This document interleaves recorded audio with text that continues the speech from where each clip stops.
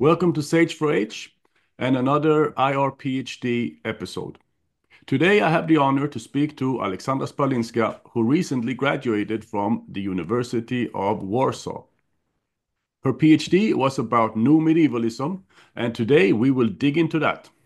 Welcome, Aleksandra. Welcome, John. It's very nice to see you, and I'm very happy to be there to talk with you about my PhD. Currently, I'm a research associate at the University of Sussex at the School of Global Studies and a visiting fellow at the European University Institute in Florence. And as you mentioned, my PhD was dedicated to the concept of new medievalism in international relations. Specifically, my PhD is entitled Reappraising New Medievalism in Political Research, a study of the conception. My dissertation applies to the political research in general, but I have a special focus put on on international relations. That's very interesting. You did your PhD at University of Warsaw, but as I understand, you're not there now. So you have No, moved on already. That's very good. yes, I graduated in July, Mm, and now I'm working at revising my PhD into a monograph, mm. and I'm doing this as a visiting fellow at the EUI in Florence. Great. So, before we talk more about new medievalism, which is a very intriguing concept, would be very interesting to hear what you made of it. Mhm. Why did you want to do a PhD in the first place? So when it comes to my PhD, I think it's necessary to say that it's a kind of a continuation of my research on new medievalism that I carried out in the past. First at the bachelor studies, where I have um, my research on new medievalism in the context of European integration, and this research was the basis for my bachelor thesis and later my first monograph in Polish, basically about new medievalism in the context of European integration. Later, I continued my attempts to understand new medievalism during my master's studies in political science, and specifically new medievalism in political theory. And that also resulted in my master thesis and in my second book in Poland about new medievalism in the context of political theory after the Second World War. And, and that's why I decided to go for a PhD because I wanted to continue my research on new medievalism and I wanted to focus on new medievalism in international relations specifically because that's actually the place where new medievalism come from. And specifically, I in my dissertation and in my doctoral research, I was focusing on exploring new medievalism in the context of both intellectual history, so basically the theory of new medievalism and its development in IR, and about in and also on its application for research. So basically, the research praxis on new medievalism in IR and beyond. So Okay. my study is holistic, and I'm what I'm trying to do in my what I was trying to do in my PhD was to basically to provide the full understanding of the concept. Okay. Uh, wow, that's really interesting. So from bachelor's to master's to PhD, you have been very focused on this core concept of new medievalism. That is, I think, quite rare that a student is so focused on a particular topic or a concept that they go from bachelor's to master's to PhD. I mean, in some sense, you were destined to do the PhD because you had such a great interest in this concept, so you just had to continue. That's really nice to hear. And you published books already in Polish. You have been very prolific in a short time span. So, wow, that will be very interesting to hear more about that. A clear, genuine interest, it seems, that you bring to the table. Oh, yes, Mm, thank you. mm. Thank you for saying that. And indeed, I dedicated the last 10 years to new medievalism Wow. as a concept. Yeah. And I think that it was possible because actually new medievalism is a kind of on the margins of Mm, IR theory in some sense. On one hand, and on the other hand, it also, well, it is useful for the contestation of the mainstream. Let's mm, put it that way. In mm, the mainstream, especially in the context of the state centricism, which is kind of everywhere in European studies and in political science and international relations, but especially international relations.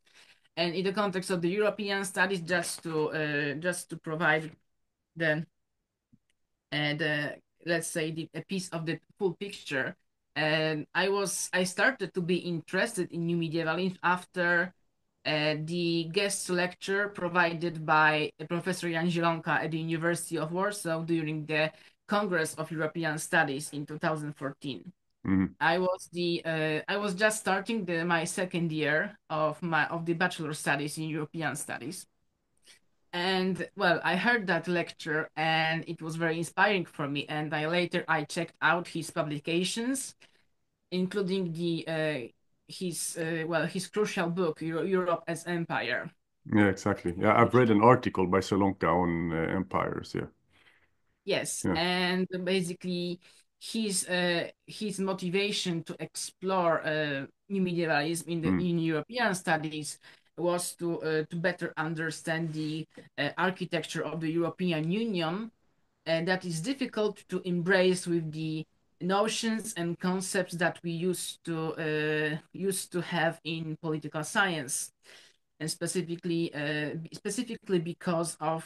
the because these concepts are being used to study the nation state. And the European Union is not a nation state. We don't know exactly what it is. mm, mm, So Zielonka proposed a new conceptual apparatus to understand the workings of the European Union mhm, in a holistic way. mm, And basically that's why he created the concept of Europe as a new medieval empire, because that is specifically the kind of empire, not the empire as we know them from the colonial era, mm, but the other empire as an entity that is different, essentially different from the nation state mhm, in terms of how it works and how it is organized, and a lot of other things that you can read about in Zielonka's books. mhm. And that also was the kind of beginning of my interest in new medievalism.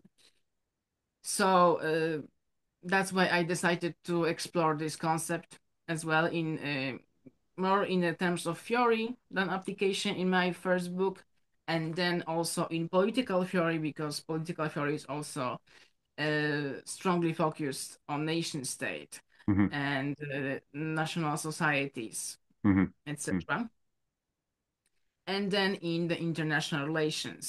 mm, So that's also why I'm interested in new medievalism, because it kind of uh, over provides the viewpoint of different things from the non-mainstream perspective, mm. and it helps to understand politics from a non-state centric point of view. Okay. So that's why I'm interested in new medievalism. Also, there is a lot of other things that I can tell you about in the context of, let's say, summarizing the findings of my PhD. Yeah, that would be really nice if we could focus on Of what your course, PhD was about and the concept of new medievalism, how you define it, how you relate it to other scholars, Hedley Bull, perhaps. I mean, that's how I came across of new course. medievalism and so on. Mm, Yes. mm, So just to start, where new medievalism is a kind of not only the concept that I explore in my PhD, but also is my puzzle and on its own, in its mm, puzzle in its own right. Let's say, let's put mm, it that way. And as I've mentioned, I'm exploring on one side the theory of new medievalism, so how it was formulated and why by different scholars, and on the other hand, how it was applied in research. And that is important because actually there is a little gap between how actually the theory of new medievalism and the applications Mhm. uh, in that you can encounter in the literature. So new medievalism has been defined by Hadley Bull. Mhm. Has been created by Hadley Bull in 1977 in his famous book *The Anarchical Society*, and it has been defined as the system of overlapping authority and multiply loyalty. And Hadley Bull created this concept to provide future scenario of world politics. Actually, one of the few future scenarios that he proposes in his book. And for Hadley Bull, the kind of new medievalism was one of potential trajectories for world politics after globalization. So basically, world politics developing due to the consequence of globalization, neoliberal doctrine in economy, the rise of non-state actors, and other consequences of that. So, for example, the private violence, the growth of international organizations, both governmental, non-governmental, the as I mentioned, the rise of non-state actors, including the violent non-state actors that contest the state power, and not only those who benefit from state Mhm. power like corporations, but also, for example, the terrorist networks.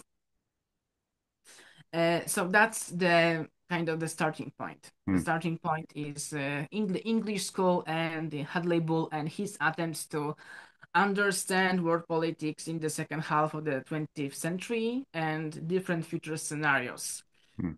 for the for and new medievalism was one of them. Mhm.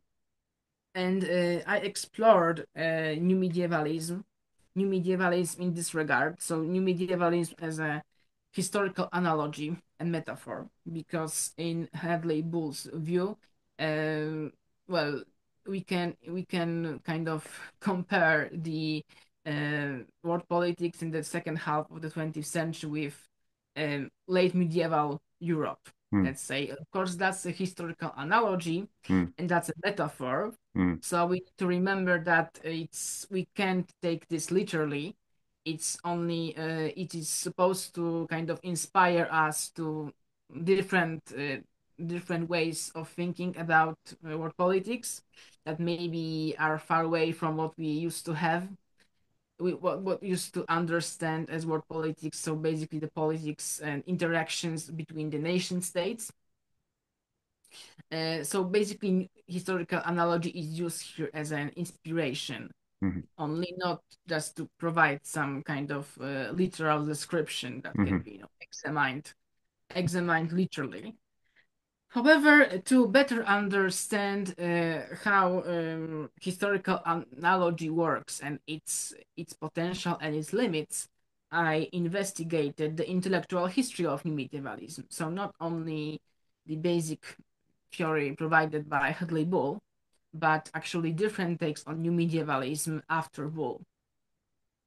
That's why I investigated the intellectual history and conceptual diversity of new medievalism literature, and that means I specifically examined the new medievalism as a metaphor in contrast to Westphalia, Mhm. broadly Mhm. considered, Mhm. and historical analogy and its meanings, and relation with empirical history and controversies that we can find in this context in the literature, because well, new medievalism is somewhat contested by historical IR, which is not surprising because it's not kind of not empirical in the context of political history.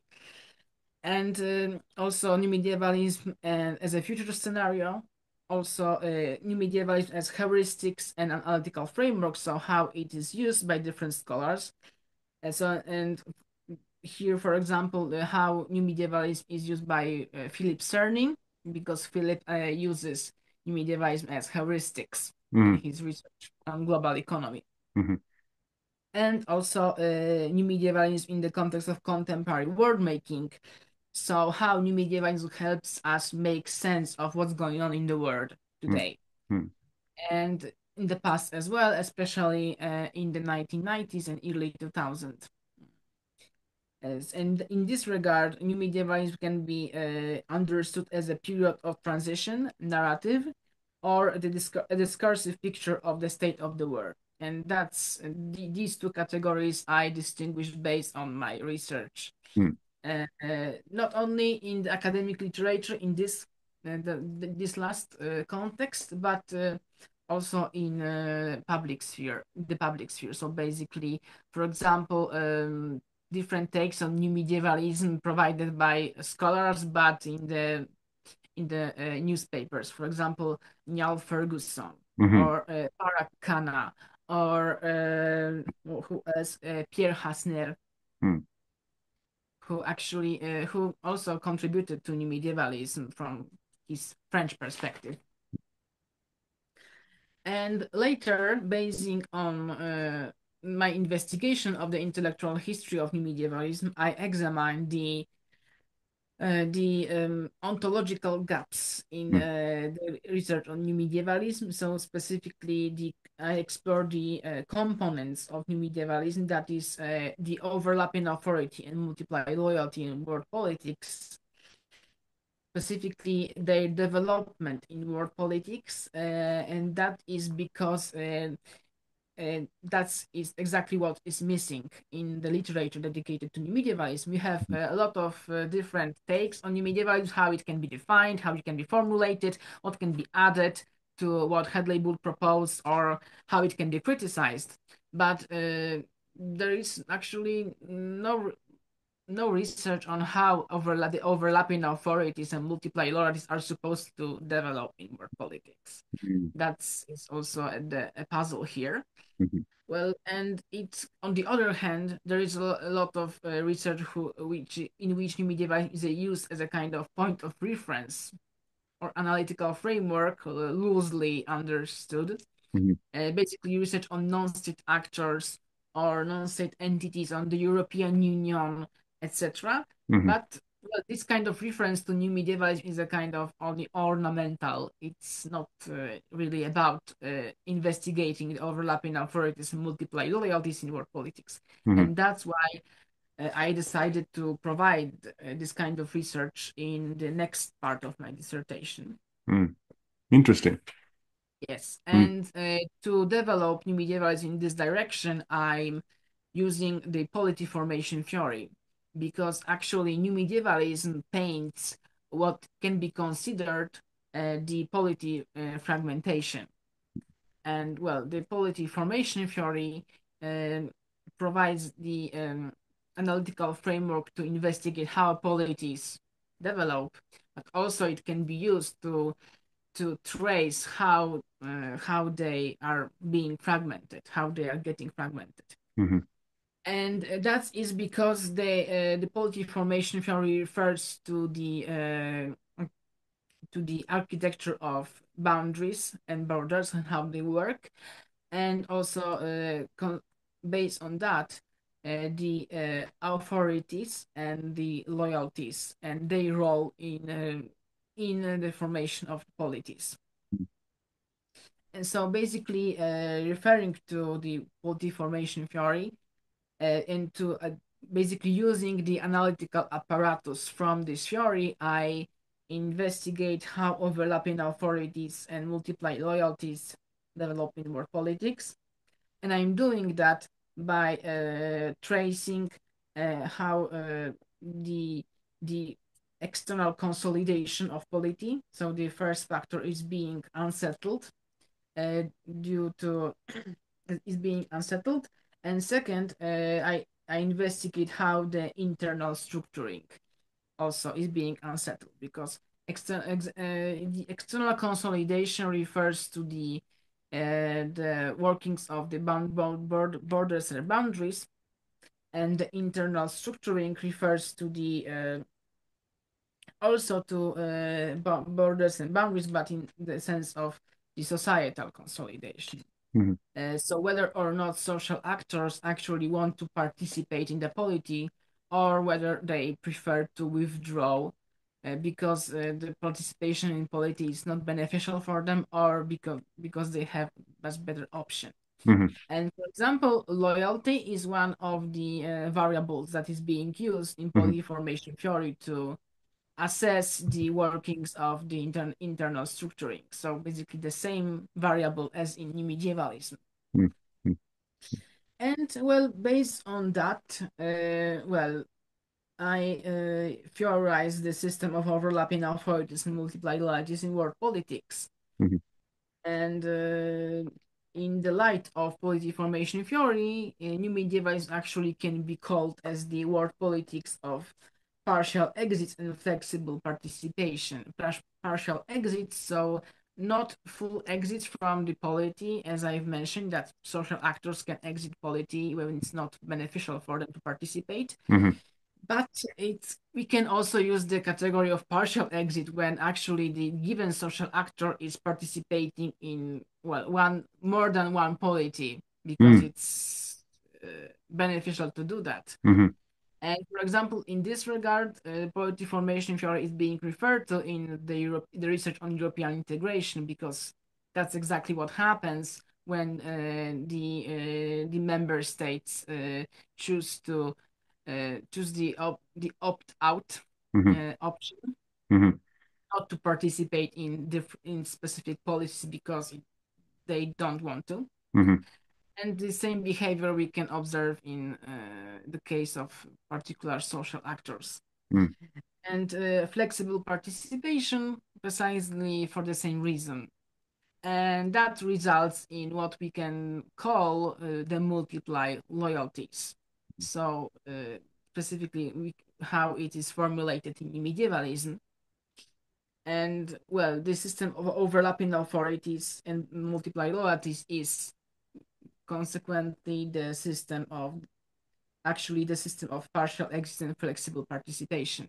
Mhm. And more details you will be able to to get to know in when my dissertation will be published, Yeah, because yeah, actually this there is a lot of things to talk about. yeah, yeah, I'm providing just the gist of that. yeah. And well, it's always very complicated when you're using one theory to develop Of another. course.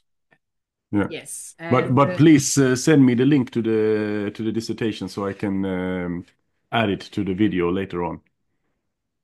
okay, Yeah. okay, of course. Yeah. Okay, so let us summarize. So you looked at New Medievalism as a historical analogy. You looked into the intellectual history of New Medievalism, and you Yes, also looked into how you can theorize world politics using yes, medievalism today. And yes, but yeah. that's not all. Yeah, Well, no, no, I'm no, sorry.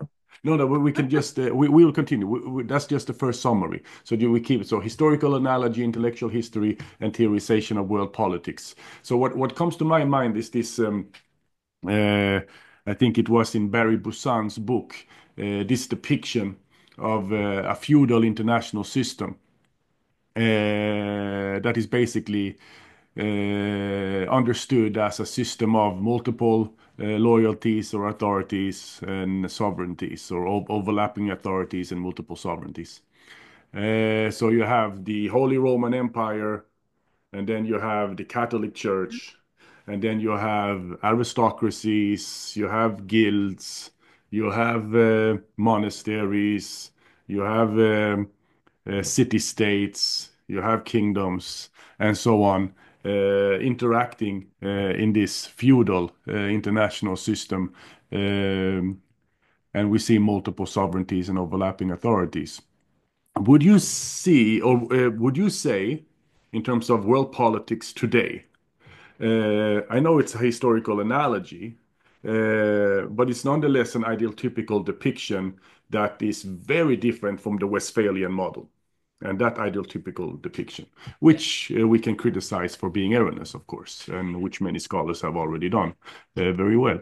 Nonetheless, would you see new medievalism depicted as such, as in Busan's book or by Hedley Bull, as applying today? Yes, I believe so. Mm, And that's why I decided to investigate, well, in theory, how overlapping authorities and multiple realities develop. And I believe that we can find several empirical examples of overlapping authorities and multiple realities in world politics today. And also, I have these examples in my work. mhm, And I think that the most I think most interesting are the most interesting is how actually overlapping authorities and multiple loyalties are being used as logics of ordering by former hegemons. And mm, I mean here the United Kingdom and yeah. France. Mm, And the United Kingdom refers to its financial empire and the systems of extra jurisdictions and that create the tax havens. yeah, yeah. Uh, and through these tax havens and through these extra jurisdictions, the UK sustains its hegemonic position, at least in financial world. And then when it comes to France, these elements of the overlapping authorities and multiply loyalties are being used also in the former colonies, and I mean here the CAF franc system Mhm, in Western and Central Africa, yeah. where basically France still has a big influence on their monetary policy. So Yes. basically, France is participating in the monetary policy. I think now this thing is changing after the recent events in Africa in summer, if I'm not mistaken. But well, in principle, still France has the influence on the monetary policy of, and consequently the economy of some of the some of its former colonies. So that's why I believe that we can find empirical examples of overlapping authorities and multiply loyalties. And another example can be found in what we can call the hybrid security areas. Also in Africa, but not necessarily. Hybrid security refers to the situation where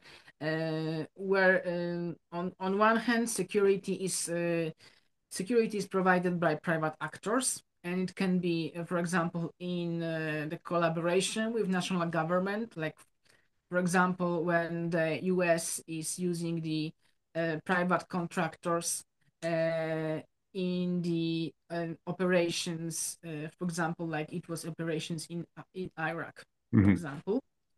So I mean here the case of Blackwater in Iraq.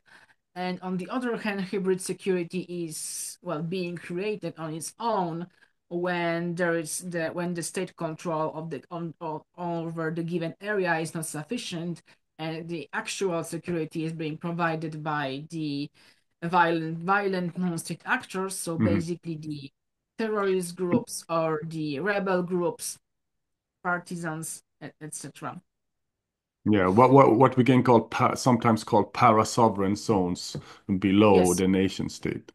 Mm, yes. mm, So basically, that would be the hybrid security in practice. mhm, Uh, yeah, and I think what we can also say, yeah, I think that's the most interesting examples of mhm. overlapping authorities and multiply loyalties in world politics. Of course, of Would you also use it to make sense of the EU? yes, of course, but Mm, that this example is well known, so mm, that's why I omitted it yeah, here. yeah.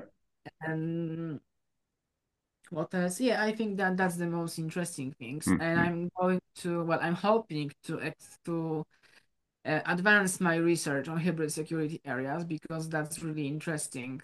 mhm. And I think that we can use the framework of new medievalism here, Hmm. and it can be very fruitful for research, including the field research. But I'm not sure if that's possible. Hmm. Yeah, yeah, yeah. But it will be very interesting to follow you in the future to see what comes out of this research. But if we are going to focus a little bit on the PhD process itself, what were some of the challenges you encountered? Oh, well, a lot of them. For example, the pandemic. That was a challenge because Mm, actually it for the time that actually I wanted to start writing my PhD, yeah. because I started my PhD in 2018, but I spent the first year basically on the coursework and some teaching and traveling, Mm, and also that was also in the context of my PhD, but it was only the beginning. And also I have more plans for travel, maybe for a visiting fellowship also, but then the pandemic hit, and well, I had to stay at home. And well, that's always challenging, the lack of social interaction and the, well, proper mentorship that it also is important in this context. So well, the pandemic was a challenge, like for me, like for everybody. What else was challenging? I believe probably, well, maybe it was challenging that well, I wanted to write my dissertation in English, mm, uh, because well, I wrote it in English. So of course I had to learn how to write academic papers in English, and I had to practice that a lot. mm, Because it's a kind of a little bit different style than in Polish. Writing in Polish is still kind of like writing in English in the Victorian era.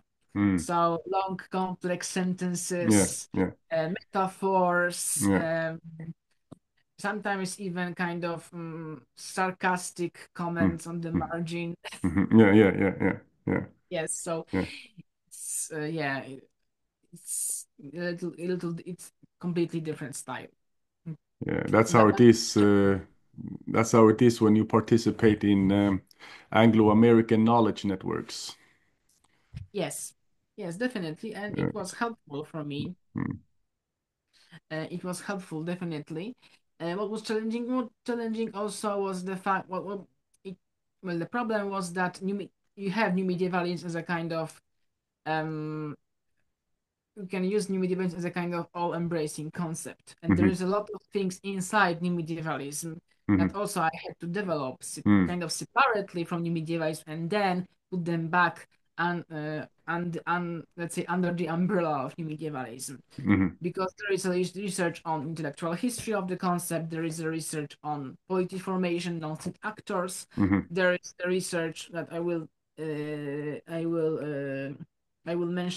mention later. There is also a research on the relationship between new medievalism and empirical history. That mhm, is kind of controversial thing mhm, that I had to address that in detail. mhm, And also there is also a problem of new medievalism and the normative ambiguities mhm, around it. mhm, So I also had to address that. mhm, And moreover, I think I can say that, well, my the time of my research on new medievalism fell for the previous government of Poland. mhm, So the Law and Justice Party in mhm. power, and that also kind of affected me because, as you know, they are very strongly focused on national sovereignty, Yeah. and ideas like new medievalism are perceived in this regard as a kind of national threat.